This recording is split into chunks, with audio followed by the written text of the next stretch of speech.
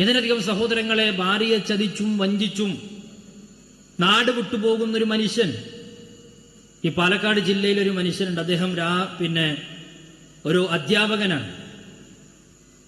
ഒരു ദിവസം രാവിലെ ആ മനുഷ്യൻ എറണാകുളത്താണ് ജോലി ചെയ്യുന്നത്. അദ്ദേഹത്തിന്റെ റൂമിൽ നിന്നും താഴെ ഇറങ്ങി അദ്ദേഹം പള്ളിയിലേക്ക് പോയി.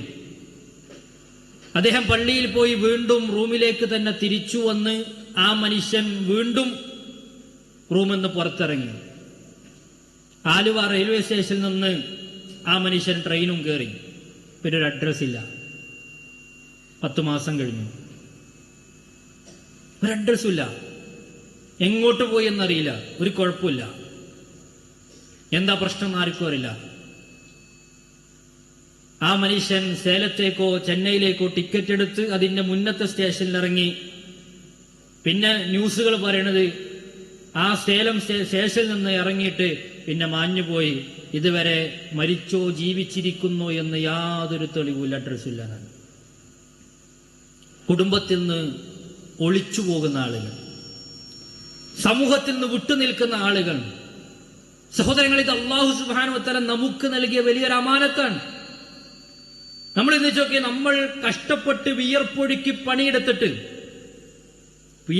പണിയെടുത്തിട്ട് ഒരു കവറിൽ ഭക്ഷണത്തിന്റെ സാധനവുമായി വീട്ടിലേക്ക് ചെല്ലുമ്പോൾ ഏതെങ്കിലും ഒരു പുരുഷൻ ആലോചിച്ചിട്ടുണ്ടോ, ഇത് ഞാനിതാ എന്റെ കുടുംബത്തിന് കൊടുക്കുന്ന സ്വതക്കയാണ്? അത് സ്വതക്കയുടെ കൂട്ടത്തിലെ നബി സല്ലല്ലാഹു അലൈഹി വസല്ലം തങ്ങൾ എണ്ണിയത്. അത് നിങ്ങൾക്ക് പ്രതിഫലം കിട്ടുന്നതാണ്.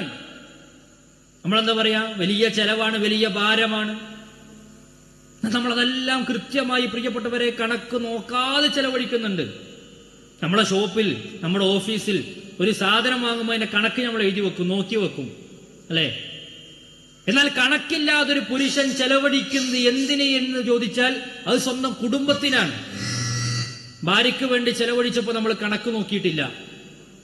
മക്കൾക്ക് വേണ്ടി ചെലവഴിച്ചപ്പോൾ നമ്മൾ കണക്ക് നോക്കിയിട്ടില്ല. കുടുംബത്തിന് വേണ്ടി ചെലവഴിച്ചപ്പോൾ നമ്മൾ കണക്ക് നോക്കിയിട്ടില്ല. പ്രിയപ്പെട്ടവരെ, എങ്കിൽ കണക്ക് നോക്കാതെ ചെലവഴിച്ചിട്ടും ആ കുടുംബത്തിൽ നമുക്കൊരു സമാധാനം എന്തുകൊണ്ട് കിട്ടുന്നില്ല എന്ന് ചോദിച്ചാൽ നമ്മുടെ കുടുംബത്തിൽ ദീനീപരമായ അന്തരീക്ഷം ഇപ്പോഴും ഉണ്ടാക്കിയെടുക്കാൻ നമുക്ക് സാധിച്ചിട്ടില്ല എന്ന് നമ്മൾ മനസ്സിലാക്കേണ്ടത്. നമ്മൾ വിചാരിക്കുക, നല്ല വലിയ വീടുണ്ടായാൽ, മക്കൾക്ക് നല്ല ജോലി ഉണ്ടായാൽ, വീട്ടിൽ നല്ല സൗകര്യമുണ്ടായാൽ, വീട്ടിൽ നല്ല ജോലിക്കാരുമുണ്ടായാൽ വീട്ടിൽ സമാധാനം ഉണ്ടാകുന്നതാണ്. ഒരിക്കലും ഉണ്ടാവില്ല. വീട്ടിലെ സമാധാനം അത് നമ്മുടെ മനസ്സിന്റെ സംതൃപ്തിയാണ്.